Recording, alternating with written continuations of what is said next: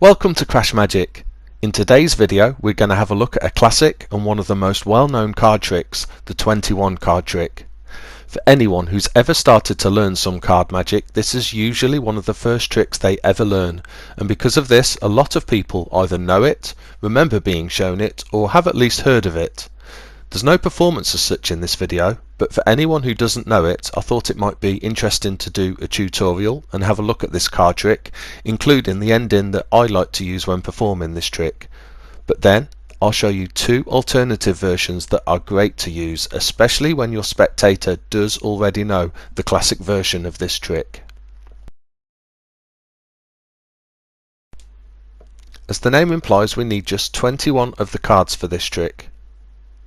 There's no setup needed for the classic version of this trick, and it's a self-working mathematical trick. The spectator can start by shuffling the cards, and then they need to select a card. This can either be done now by the spectator looking at a card at this point and then returning it and shuffling the cards again, or instead of that I normally prefer to move on to the next step of the trick and then have the spectator choose at that point. So we'll do that. So next step is we deal the cards face up into 3 columns so the spectator can see the face of all the cards. So there will of course be 7 cards in each of the 3 columns, and then we ask the spectator at this point to merely think of and remember any one of these cards. And once they've done that, you then ask them which column their card is in. So let's just say, for example, they choose, let's go for the Ace of Spades, a nice easy one to remember. Then they would of course tell us that their card was in this column here. Now we gather up the cards, and it's really important that the pile that they've told us contains their card always goes in between the 2 other piles.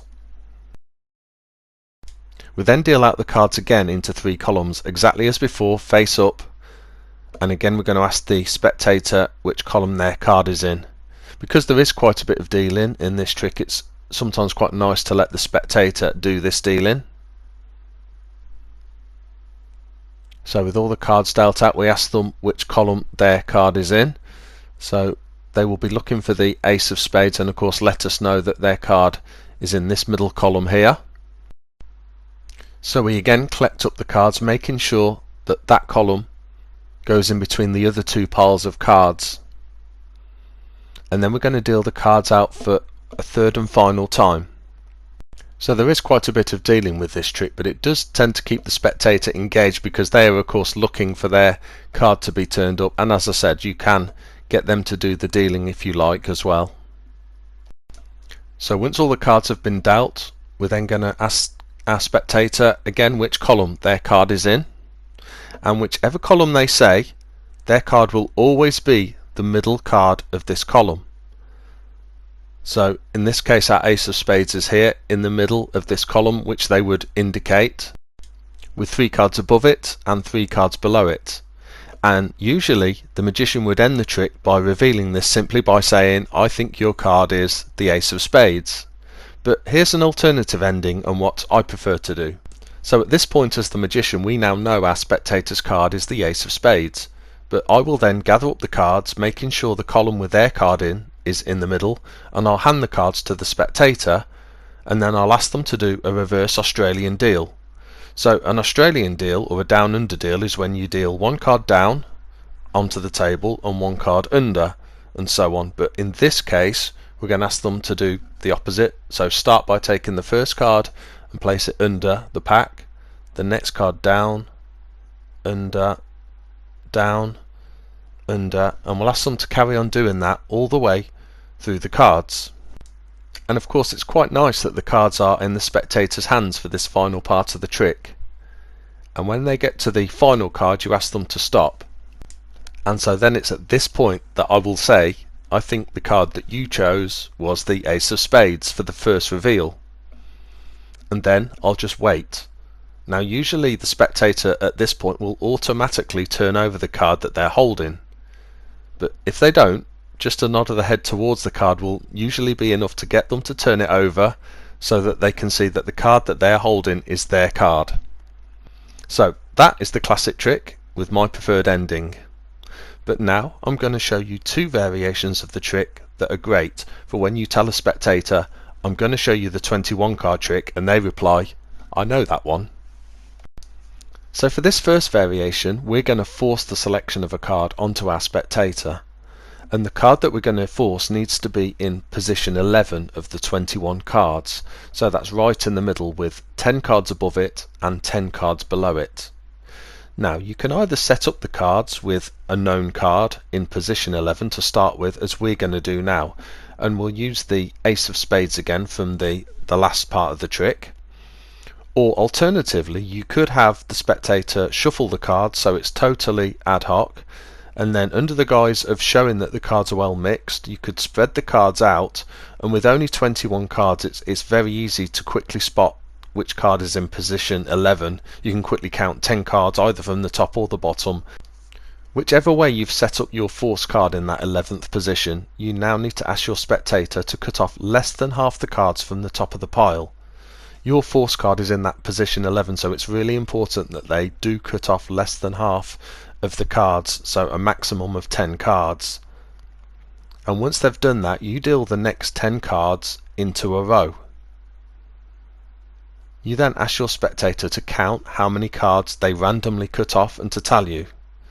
So in this case they've got 5 cards, and then you count that number from this side of the card. So if you remember, we dealt the cards this way, but now we're going to count with how many cards that they've got back in this direction. So they cut off 5 cards, so we count 1, 2, 3, 4, 5, which brings us to this card, and we give this card to the spectator to look at and remember. Unbeknown to the spectator, this is of course our force card.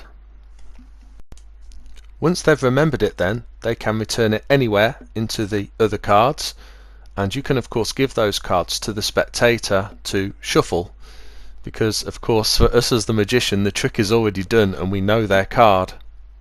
Now this is where you can do a bit of play acting and pretend you can't remember exactly how to do the 21 card trick. So you can say something like, oh, I can never remember the 21 card trick. I think we deal them into 3 piles. There's 21 cards, isn't there? So there'll be 7 cards in each pile. That's right. And I need you to look out for your card as we're dealing the cards. So once you've finished dealing them, you say to your spectator, so which column is your card in? And of course they will just look blankly at you, and then you can say, oh no, I've just realised I've messed this up, I've done this wrong, I should have dealt them face up. But then you can say, of course if I was a real magician I wouldn't have to deal the cards out, and I wouldn't have to ask you which column your card was in. I would just know your card is the ace of spades. So now for the second variation, which again is great if you're pretty sure your spectator knows the classic 21 card trick. And this time we aren't going to force a card onto our spectator. Instead we're going to get them to choose a card, but we will know the position of their card. So for this one we can again have the card shuffled by our spectator because it's totally impromptu. And then we're going to deal the cards out face down into 3 piles with 7 cards in each pile. Now we're going to ask our spectator to cut any of these piles, whichever pile they choose.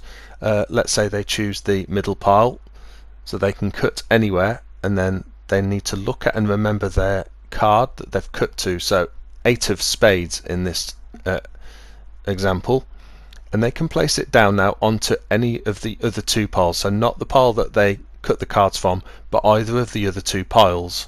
So let's say they put it here, and then they can place the cards from the other 2 piles on top, and again they can choose to do that in either order. They can put the piles on whichever way they like. So now, exactly as in the previous variation, we can go into our play acting, start umming and ahhing and pretending we can't remember how to do the trick. So instead of dealing the cards face up as the spectator would expect them to be, we're going to deal them face down again in our 3 columns. And once we've done that, we're going to ask the spectator which column their card is in. Of course they're going to point out that they've no idea because the cards are face down.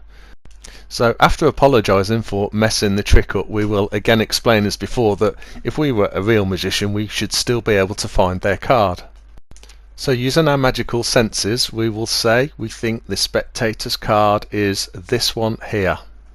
Now because of how their card was selected, their card is always going to be the 14th card down from the top, which means it's always going to be in this position here in the middle row. So it's not the middle card of the middle row, it's the one below or 3 up from the bottom.